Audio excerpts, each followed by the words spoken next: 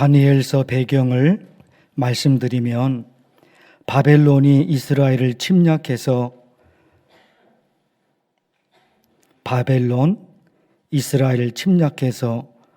초토화시키는데 BC 597년에 바벨론의 침략이 시작이 됩니다.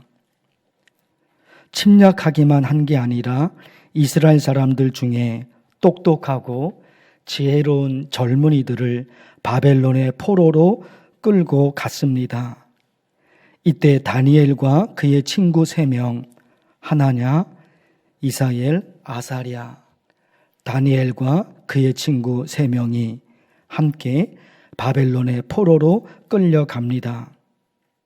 바벨론의 포로로 끌려간 유대 젊은이들의 상황이 하나님을 믿는 신앙을 버리지 않으면 그 땅에서 살 수가 없습니다. 하나님을 믿는 신앙을 버리고 바벨론 우상을 섬겨야지 살 수 있는 환경이었어요. 하나님 믿는 신앙을 버리지 않으면, 거기다가 바벨론의 우상을 섬기지 않으면 그들이 그 땅에서 살 수가 없다 말입니다. 다니엘서 3장에 보면 느부갓네살 왕이 금으로 근심상을 만들어 놓고 공포를 합니다. 나팔 소리, 피리 소리, 악기 소리가 들리면 금으로 만든 근신상에게 엎드려 절을 해야 된다. 그렇지 않으면 불 속에 던져질 것이다. 6장에는요, 바벨론 이후 메대 시대 때 다리오 왕이 공포해요. 다리오 왕 외에, 나 외에 다른 신에게 기도하면 사자굴에 던져지리라 공포합니다. 바벨론 우상을 섬겨야지 살 수 있어요. 기도하는데 다리오 왕 외에 다른 신에게 기도하면 못 살아요. 왕에게 기도를 해야 되는 거예요. 그러나 그 환경 속에서 다니엘은 바벨론 우상을 섬기지 않고 하나님을 섬깁니다. 하나님을 섬기면 살 수 없는 환경이라니까요. 불 속에 던져지고 사자굴에 던져지는 거예요. 그런데 그 상황에서도 다니엘은 바벨론 우상을 섬기지 않고 하나님을 섬깁니다. 그리고 다리오 왕에게 기도하지 않고 하나님께 기도해요. 그렇게 되면 사자굴에 던져지고 불 속에 던져진다니까요. 그러나 다니엘은 그렇게 안 해요. 화면을 통해서 보실 텐데 1장 8절에 다니엘은 뜻을 정했습니다. 1장에서부터 다니엘은 바벨론 포로로 끌려간 그 시점부터 다니엘이 뜻을 정해요. 어떤 뜻입니까? 왕의 음식과 그가 마시는 포도주로 자기를 더럽히지 아니하리라 하고 바벨론 왕이 주는 음식을 먹지 않겠다는 거예요. 바벨론 왕이 주는 음식에 대한 거부죠. 음식에 대한 거부만 아니라 바벨론 우상을 거부한 것이고 다리오 왕에게 기도해야 된다는 그 명령을 거부한 것입니다. 1장에서 다니엘은 뜻을 정합니다. 그래서 바벨론 왕이 주는 음식을 먹지 않습니다. 그것은 바벨론 우상에 대한 거부이며 다리오 왕에게 기도하라는 명령에 대한 거부입니다. 그렇게 할 수 없다는 거예요. 그래서 다니엘이 실제로 바벨론 우상을 섬기지 않고 하나님을 섬깁니다. 그리고 메대 다리오 왕에게 기도하지 않고 하나님께 기도합니다. 오늘 말씀 3절입니다. 내가 금식하며 베옷을 입고 죄를 덮어쓰고 주 하나님께 기도하며 간구하기를 결심하고. 보세요. 하나님께 기도해요. 하나님께 기도해요. 바벨론 우상을 섬겨야 되고, 그리고 그 바벨론, 그리고 메대, 그 왕에게 기도해야 되는 거예요. 기도를 하려면 다른 신에게 기도하는 것이 아니라 그 왕에게 기도를 해야 되는 거예요. 그러나 다니엘은 그렇게 하지 않습니다. 바벨론 우상을 섬기지 않고 하나님을 섬겨요. 그리고 메대 다리오 왕에게 기도하는 것이 아니라 그는 하나님께 기도합니다. 다니엘이 하나님께 기도한 내용이 오늘 말씀 3절에서 19절까지 이어집니다. 3절에서 19절까지. 그 이후에도 마찬가지죠.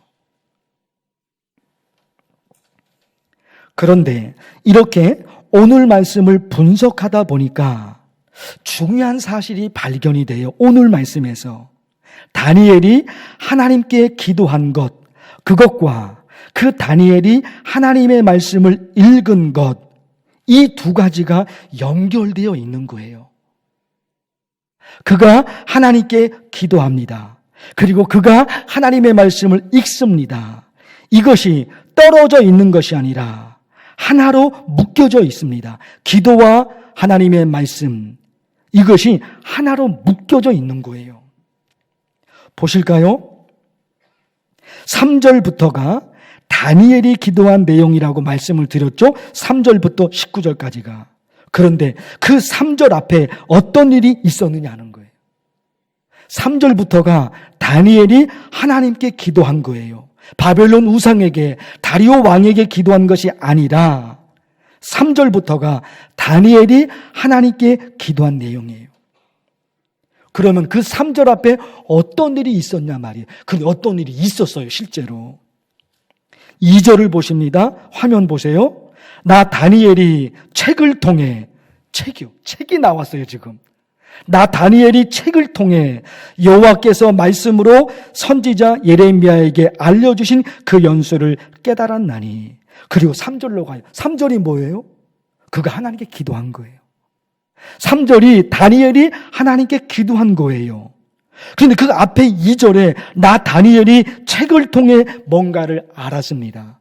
다니엘이 작은 책을 구했는데 그것이 하나님께서 예레미야에게 하신 말씀, 그 말씀이 기록된 성경책이었던 거예요. 책이에요, 책. 성경책이에요. 이게 어떻게 된 것이냐? 예레미야 29장으로 가셔야 되는데 화면을 보십시오. 예레미야 29장 1절에 중요한 말씀이에요. 선지자 예레미야가 예루살렘에서 이 같은 편지를 느부갓네살이 예루살렘에서 바벨론으로 끌고 간 포로 중 남아있는 장로들과 제사장들과 선지자들과 모든 백성에게 보냈는데, 여러분 이게 비추하잖아요. 선지자 예레미야가 성령의 감동에 의해 하나님의 말씀을 들었습니다. 그가 들은 하나님의 말씀을 기록을 했거든요. 그런데 기록해서 그것을 사람을 시켜서 바벨론의 포로로 붙잡혀간 자기 백성들에게 전해준 거예요. 예레미야는 지금 예루살렘에 있는 거예요. 예루살렘, 이스라엘, 팔레스타인 땅에 지금 있는 거예요. 그런데 그가 성령의 감동에 의해서 하나님의 말씀을 들었다니까요. 그 말씀을 기록을 했습니다. 그리고 기록한 그 말씀을 사람을 시켜서 저 바벨론에 보낸 겁니다. 그래서 바벨론 포로로 있는 자기 백성들에게 전해준 거예요. 그것을 바벨론 포로로 있는 다니엘이 그거를 어쩌다가 가지게 된 거예요. 다니엘이 하나님의 말씀이 기록된 성경 말씀을 읽은 겁니다. 그게 2절입니다. 그리고 3절부터 가서 다니엘이 기도한다니까요. 중요한 사실이 깨달아지는 거예요. 말씀과 기도, 혹은 기도와 말씀, 이것이 서로 떨어져 있는 것이 아니라 이것이 묶여져 있구나. 다니엘이 2절에서 하나님의 말씀이 기록된 예레미야서죠. 하나님의 말씀이 기록된 성경책을 다니엘이 읽었습니다. 바벨론 포로에서. 그리고 3절부터 그가 기도한단 말입니다. 기도하는 것이, 그리고 하나님의 말씀을 읽는 것이, 하나님의 말씀을 읽는 것, 그리고 기도하는 것이, 이것이 서로 떨어져 있는 것이 아니라 하나로 묶여져 있는 거구나. 하나님의 말씀이 기록된 성경책을 매일매일 읽고 그 말씀으로 기도하는 것. 이게 신앙이구나. 이것이 다니엘의 신앙이었구나. 이게 연결이 되는 거예요. 그가 본 것이 예레미야서입니다. 성경 전체가 아니죠. 예레미야서입니다. 그 예레미야서를 읽고 성경책, 그 성경책을 읽고 그가 기도한단 말입니다. 기도와 말씀이 떨어져 있는 것이 아니라 하나로 묶여져 있는 겁니다. 어떻게 묶여져 있습니까? 매일매일 성경 말씀을 읽고 자기가 매일매일 읽은 그 성경 말씀으로 기도. 이게 연결이 되어 있는 거예요. 여기에 아주 중요한 신앙의 자세가 있습니다. 아주 중요한 신앙의 자세. 사도행전 17장 말씀인데 화면 여러분 한번 읽어주실까요? 시작.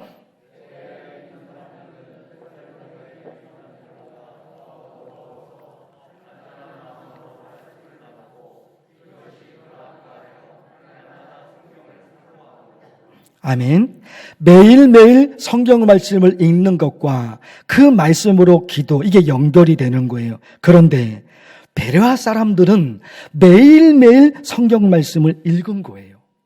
그것도 읽는 데서 끝난 것이 아니라 상고함으로, 상고한다는 게 뭐예요? 깊이 연구한다는 거예요. 깊이 연구한다는 거예요. 이 시기가 어떤 시기입니까? 이 시기가 어떤 시기입니까? 성경책 자체를 구하기 어려운 시대예요.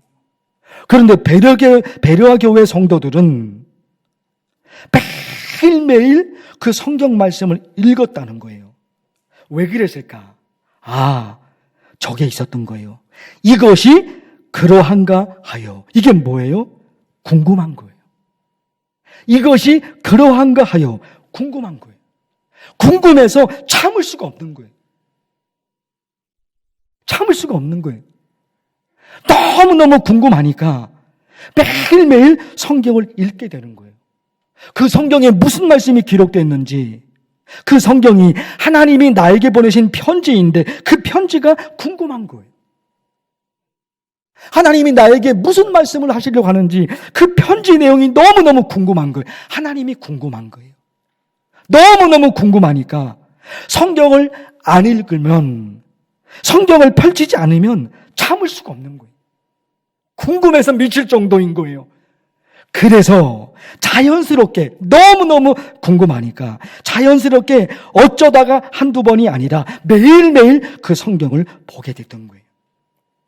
하나님의 말씀, 그 말씀이, 그 성경에 어떤 말씀이 기록되어 있는지, 아니 어떤 때는 이 사람들은 어떻게 살았기에 하나님께서 이 사람들에게 이런 축복을 주셨을까, 그런 게 궁금한 거예요.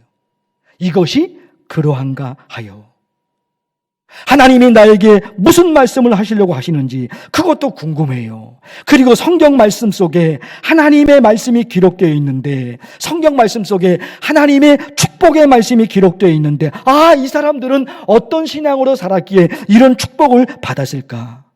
성경에 기록된 그런 축복이 내게 임한다면 얼마나 좋을까? 나와 우리 가족들에게도, 우리 가정에도 이런 축복, 성경에 기록된 이런 축복이 나에게도 임한다면 얼마나 좋을까? 그게 궁금한 거예요. 그래서 찾고 싶은 거예요. 그 성경 말씀, 그 속에 있는 하나님의 축복의 말씀을 찾고 싶은 거예요. 그 축복이 어떻게 하면 내 삶에도 이루어질 수 있을까? 보게 되는 거예요. 여러분, 이런 게 있는 거예요. 어떤 성도는 성경 말씀을 읽었는데, 성경에 이런 말씀이 있구나. 거기서 그쳐요. 그렇죠? 성경에 이런 말씀이 있구나. 여기서 그쳐요. 그러나 어떤 성도는 성경에 기록된 이 말씀이 내게도 이루어지면 좋겠다. 이런 마음이 들어요. 이런 마음이 들어요. 성경에 이런 말씀이 있지. 성경을 읽지 않는 성도보다는 훨씬 낫죠. 그렇죠? 어쩌다가 한두 번 보는 성도보다 매일매일 성경을 읽으니까 훨씬 낫죠. 그런데 성경에 이런 말씀이 있구나. 여기서 그쳐요. 베레아 교회 성도들은 거기서 그친 게 아니에요. 거기서 그친 것이 아니라 성경에 기록된 이 말씀이 내게도 이루어진다면 얼마나 좋을까? 그러면 내가 어떤 신앙으로 살아야 하지? 그러면 내가 어떤 신앙으로 살아야지? 하나님이 내게도 이런 은혜와 축복을 주실까? 이렇게 질문이 연결돼요. 마음 속에서, 생각 속에서 자꾸 이어집니다. 그리고 그것이 기도가 되는 거예요. 그것이 기도가 되는 거예요. 하나님, 나도 이런 축복을 받고 싶습니다. 내가 어떤 신앙으로 살면 하나님이 내게도 이런 은혜를 주실까요? 하나님, 가르쳐 주세요. 나 잘 모르겠어요. 어떤 신앙으로 살아야지 하나님이 기뻐하시고, 내가 어떤 신앙으로 살아야지 하나님이 내게 은혜를 주신지 나 잘 몰라요. 그러니까 하나님이 내게 가르쳐 주세요. 성령의 감동으로. 이것이 다 어디서 시작이 됩니까? 이것이 그러한가 하여. 이게 있으니까요. 궁금한 거예요. 궁금한 거니까, 궁금하니까 성경 말씀을 읽어요. 또 뭐가 궁금해요? 이 사람들은 어떤 신앙으로 살았기에 하나님이 이 사람에게 이런 은혜를 주셨을까? 그게 궁금한 거예요. 그래서 그것이 기도로 이어진다 말입니다. 창세기 26장을 읽다가 이삭에 대한 말씀을 보게 돼요. 이삭이 농사를 지었는데 100배의 열매를 거둡니다.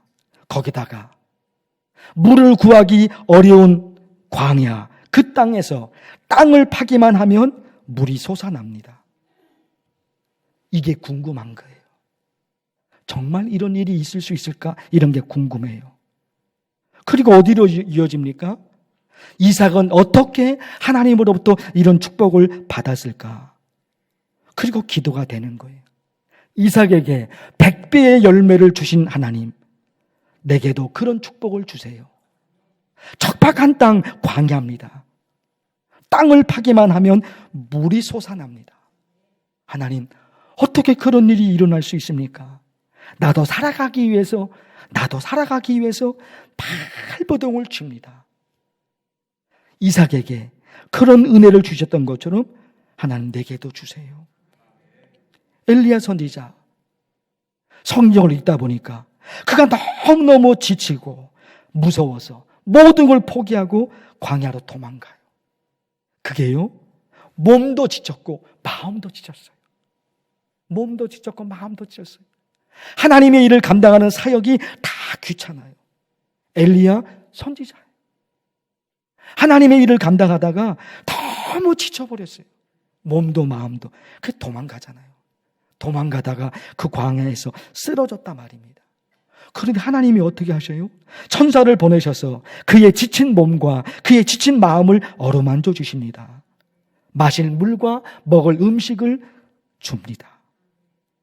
이게. 어느 날 이 말씀이 머릿속에 떠오르면서 엘리야가 받았던 그런 은혜를 나도 받을 수만 있다면, 나도 내 몸이 지쳤고 내 마음도 지쳤는데 하나님께서 천사를 보내셔서 내 지친 몸을 어루만져 주시고 내 지친 마음을 하나님이 어루만져 주신다면 얼마나 좋을까? 엘리야의 지친 몸을 어루만져 주신 하나님, 내 몸도 지쳤으니까 내 몸도 어루만져 주세요. 엘리야의 지친 마음을 어루만져 주신 하나님, 내 마음도 지쳤으니까 내 마음도 어루만져 주세요. 이게 되는 거예요, 이게 여러분. 그러다 보니까 그런 거예요. 기도와 말씀과 기도가 떨어져 있는 것이 아닌 거예요. 그게 떨어져 있는 것이 아니에요. 하나님의 말씀을 매일매일 읽고 그 말씀이 내 삶의 현장에 이루어지도록 그것이 기도로 연결된다 말입니다. 대림절 첫째 주일 설교 제목이 이것이었습니다. 하나님의 응답을 기다리는 사람들. 대림절 첫째 주일 설교 제목입니다.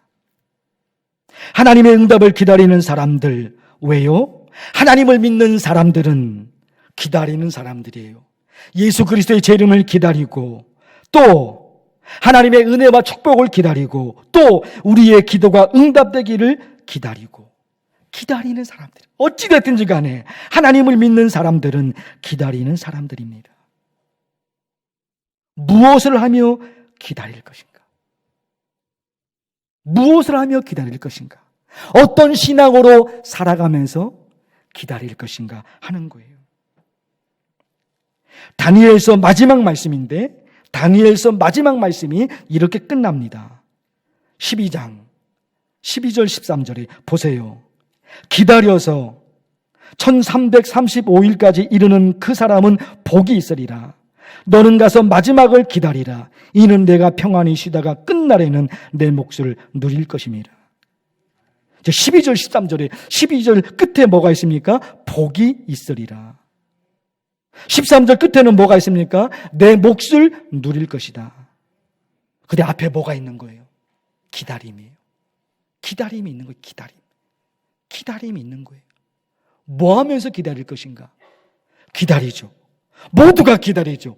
하나님을 믿는 사람들이니까, 우리는 기다리는 사람들이니까 우리가 기다린단 말입니다. 그런데 뭐가 또 중요한 거예요? 무엇을 하며 기다릴 것인가? 무엇을 하며 기다릴 것인가? 매일매일 하나님의 말씀을 읽고 그 말씀, 그 축복의 말씀이 내 삶에, 우리 가족들에게 이루어지기를, 그것이 기도로 이어집니다. 말씀과 기도로, 기도와 말씀으로 기다리는 겁니다. 기도하겠습니다. 하나님 아버지, 대림절 셋째 주일입니다. 우리 만나교회 성도들 이런 신앙으로 살아가게 하옵소서. 예수님의 이름으로 기도하옵나이다. 아멘.